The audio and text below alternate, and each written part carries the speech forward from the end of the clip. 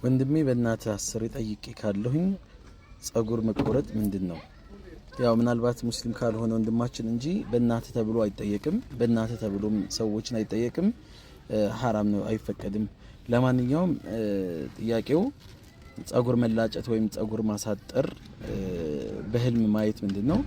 ያው አላህ ይጠብቀን፣ ድህነት፣ ረሃብ የሚያመላክት ነው። ከዛ ተጨማሪ ደግሞ በሌላ እንትን ሰውየው ከባድ የሆነ ጥፋት ወንጀል ወአለይኩም ሰላም አማን ናቸው ከፍተኛ የሆነ ወንጀል ጥፋት እንዳለበት እና ወደ አላህ በጣም መቃረብ እንዳለበት የሚያመላክት ነው። በህይወት ዘመኑ ሰዎችን መበደል ሊሆን ይችላል፣ አምላክን ማስቀየም ሊሆን ይችላል፣ የተለያዩ መጥፎ ነገሮችን መስራትን ምልክት ነው የሚያሳየው።